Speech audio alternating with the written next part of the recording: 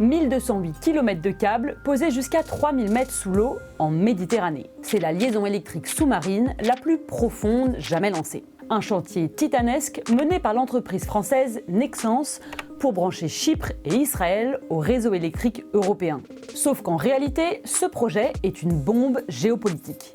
Ses détracteurs sont nombreux, parmi eux il y a la Turquie qui envoie ses navires de guerre intimider le chantier.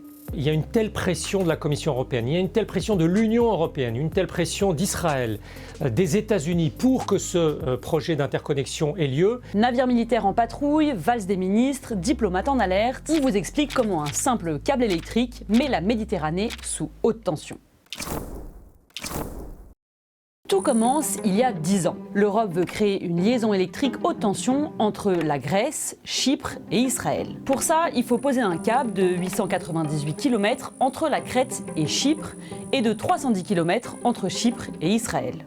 Le projet s'appelle le Great Sea Interconnector. Cette très grande interconnexion est perçue comme un moyen de se passer d'une manière ou d'une autre des approvisionnements énergétiques venus de Russie, voire d'autres endroits du monde avec qui l'Union européenne aurait des difficultés géopolitiques. Benaouda Abdedaïm est éditorialiste aux Échos, spécialiste des questions géopolitiques. Vous allez vous approvisionner en gaz, donc de quoi produire de l'électricité directement dans les gisements en mer au large d'Israël et ainsi avoir un flux continu à partir d'une énergie sûre, abondante. En juillet 2023, l'entreprise française Nexans, spécialisée dans les câbles électriques, remporte un premier contrat d'1,43 milliard d'euros. Sa mission, poser le premier tronçon entre la Grèce et Chypre. Ce câble pourra convoyer jusqu'à 8,6 TWh d'électricité par an.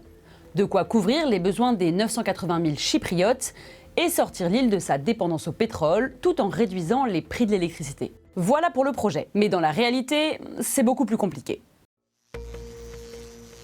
Le premier obstacle, c'est l'opposition au sein même du gouvernement chypriote. Il y a eu de telles dissensions internes au sein de la coalition gouvernementale chypriote qu'on a encore du mal actuellement à déterminer qui est pour et qui est contre. Deux ministères s'affrontent. Celui de l'énergie, largement favorable au projet, et le ministre des Finances, Makis Keravnos, farouchement opposé. Le ministère des Finances estime qu'il y a bel et bien un risque géopolitique avec la Turquie, avec Israël.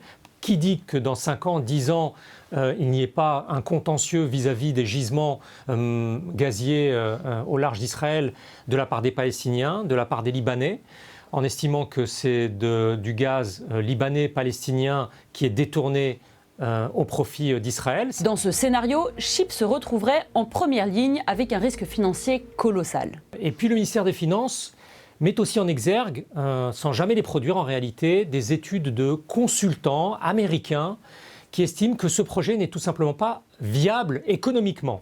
Début décembre 2025, le président chypriote tranche en remaniant son gouvernement. Et il écarte le ministre de l'Énergie, favorable au projet. Beaucoup de médias chypriotes estiment qu'en réalité, politiquement, le ministre de l'Énergie a été sanctionné pour son soutien trop visible à ce projet. Mais pourquoi s'y oppose-t-il autant? L'intérêt du gouvernement chypriote, c'est aussi de faire monter les enchères. Les subventions de la Banque européenne d'investissement ou de l'Union européenne pour terminer ce projet. Et que la Grèce et Israël financent aussi davantage l'infrastructure. Côté européen, la pression est énorme. L'Union européenne a déjà versé 657 millions d'euros. Et l'opérateur grec de transport d'électricité IPTO, qui détient 50,1% du projet, a aussi versé 245 millions d'euros à Nexans. Difficile à ce stade de faire marche arrière. Non seulement il faudra s'opposer à l'Union européenne, mais il faudra s'opposer à l'allié, au parrain, en quelque sorte, au parrain politique, géopolitique que représente la Grèce, parce que le gouvernement conservateur grec veut absolument que ce projet aboutisse. Au-delà de la politique intérieure, il y a aussi un enjeu régional, car le câble doit passer par des eaux extrêmement disputées par la Turquie. Pour comprendre cette dispute, il faut connaître les règles du droit de la mer. Je vous fais un point en 20 secondes. Chaque État côtier a le droit d'explorer, d'exploiter et de gérer des ressources de la mer et des fonds marins jusqu'à 200 000 marins de ses côtes, soit environ 370 km. Ça s'appelle la zone économique exclusive ou ZEE. Si les côtes sont trop proches, il faut que les pays s'entendent. Et la règle de l'équidistance prévaut. Donc en théorie, la Méditerranée orientale devrait être partagée comme ça. Sauf que la Turquie ne reconnaît pas cette règle. Elle n'a pas ratifié la convention de Montego Bay qui l'a définie. Elle revendique des eaux bien au-delà des 200 000 marins. Ankara considère que son territoire terrestre se prolonge sous la mer et revendique des eaux autour de la Crète et de Rhodes, sans tenir compte de la souveraineté de la Grèce. Et c'est justement par cette zone revendiquée que passe le câble électrique. La ZEE autour de Chypre est aussi contestée par la Turquie. Depuis 1974, la Turquie occupe militairement le nord de l'île et soutient la République turque de Chypre du Nord, un État reconnu uniquement par elle. Ankara s'appuie donc sur ce territoire pour étendre sa ZEE. L'intérêt vu d'Ankara, c'est d'empêcher qu'une imbrication ait lieu entre Israël et l'Union européenne qui passe par-dessus les intérêts de la Turquie. S'il y a dispute, c'est aussi parce que cette zone de la Méditerranée regorge de ressources sur lesquelles tous les pays lorgnent. Il y a des gisements gaziers, des gisements pétroliers qui intéressent de nombreux acteurs internationaux le long de ce tracé du câble. Et la Turquie considère qu'il lui faut, là aussi, avoir le droit de déterminer qui vient à tel endroit forer, explorer du gaz ou du pétrole. Pour installer le câble électrique de Nexans, des navires ont commencé à prospecter les eaux à l'est de la Crète et de la petite île grecque de Kassos. En représailles, la Turquie a envoyé ses navires militaires à plusieurs reprises entre juillet 2024 et février 2025. Et ils ont forcé le sous-traitant de Nexans à quitter la zone. Ce sont l'ensemble de ces différends, de ces dissensions qui amènent la Turquie à vouloir retarder au maximum la pose de ce câble entre Israël et l'Union européenne. Face à tout ça, l'Union européenne hausse le ton. We therefore expect that Turkey from now on abstains from unilateral actions. In case of such renewed actions by Ankara, the EU will use all its instruments and options available.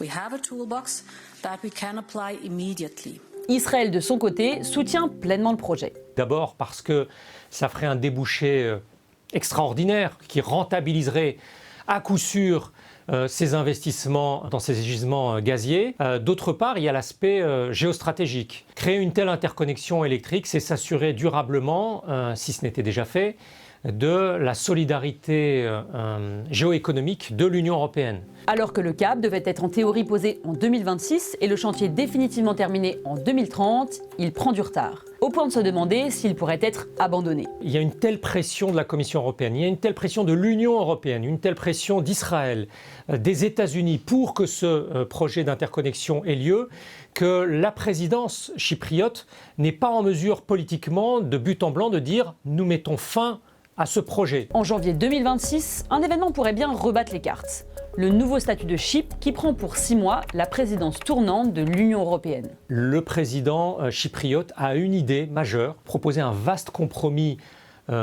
euro-chypriote à la Turquie. L'idée, ce serait d'inviter à Nicosie de manière historique le président turc en avril prochain lors d'un sommet informel de l'Union européenne, avec l'idée que on peut se mettre d'accord avec Chypre du Nord, on peut se mettre d'accord avec la Turquie autour d'un compromis historique autour de l'île de Chypre. Ce qui est sûr, c'est que la diplomatie n'a pas dit son dernier mot. Une guerre d'usure est à l'œuvre, reste à savoir qui craquera le premier.